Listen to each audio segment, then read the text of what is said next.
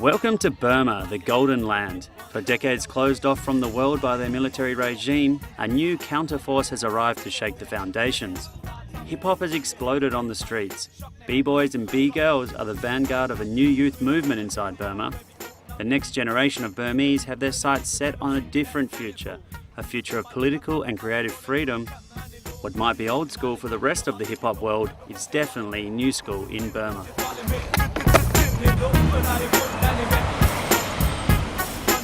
Today, former capital Rangoon is ground zero for the Burmese youth. Hip-hop is opening ears and minds across the country of roughly 50 million people. Working away in underground studios, the artists behind the culture explosion spend hours working on their tracks and sharing new ideas to challenge the status quo. What's up? I'm Jamie. In certain areas they call me Capital J because I'm big, and yeah, I'm the capital guy because I'm a capital in hip-hop over here, and I live in the capital city of my country. This is the vocal session area.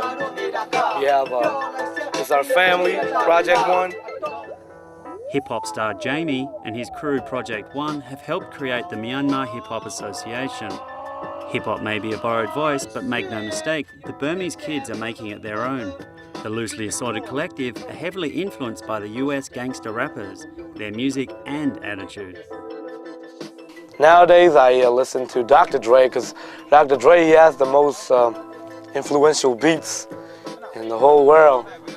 But they also take great pride in the Burmese hip-hop pioneers Acid. Acid came out. They had a mixtape release called Satin Jin, which they call it in Burmese called The Beginning, the intro, the grand opening of hip-hop, and the whole country fell in love with that album.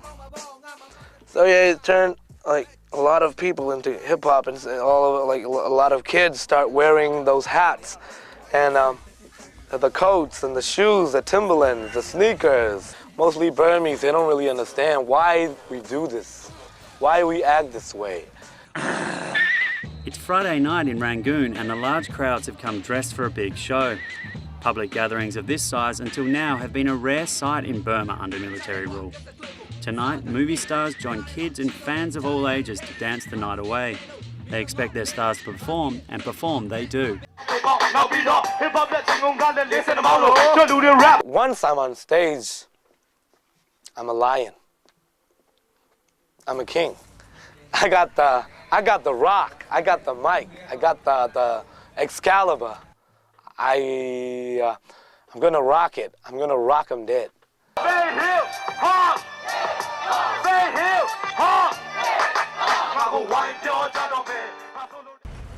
On the other side of the city, hip-hop pioneer Ta So is playing to his own tune. The outspoken MC has pushed hip-hop from the start in Burma, and he is now fusing traditional Burmese music with modern beats. My name is Ta So, and I'm the first generation in Burma, first generation hip-hop in Burma. It was very difficult to find, any hip-hop album, CD or cassette tape or any books in Burma at, 97. Very hard to find it. And at now, very easy to find because of internet. Since 1962, Burma has been ruled by a military regime. The country has been cut off from the outside world and relied on these satellite dishes for basic news. The advent of the internet has loosened the regime's control, and with outside information now more available, the hip-hop culture has been able to flourish.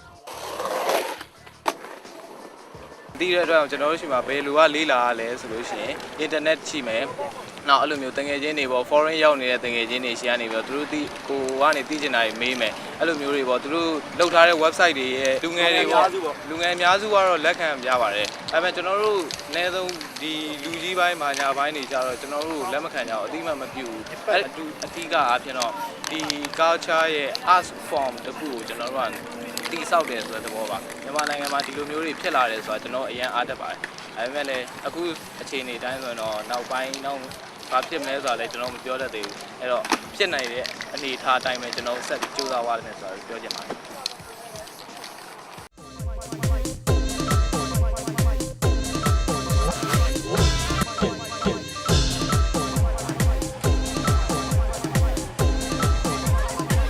The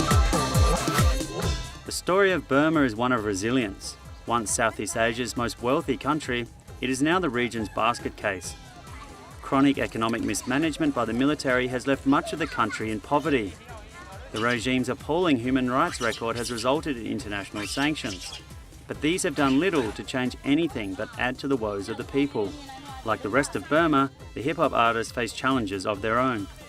Limited equipment and language issues are but a few of the challenges they face. As they grow in popularity, so too do the size of their problems. You know what, in Burma, the Burmese, the whole country got only one dissembler. Very funny, isn't it? Burmese, I don't know what the other universalized people might say, but for us it's hard, but still we try to make it sound good.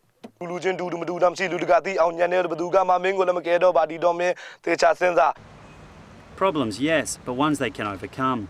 The regime's draconian censorship laws are of much bigger concern to the artists.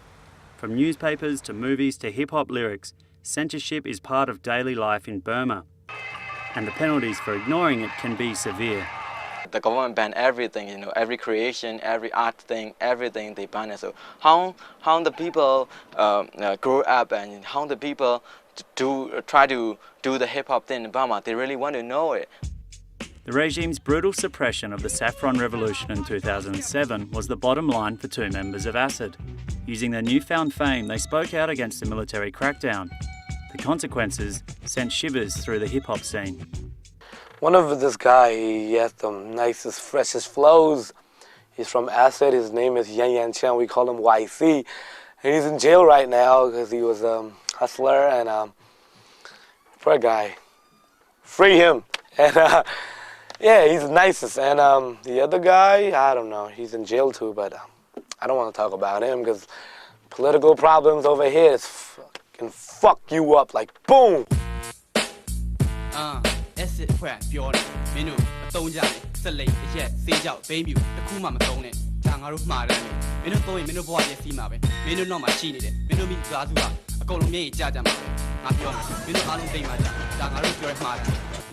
The MCs join an ever-growing population of political prisoners inside Burma.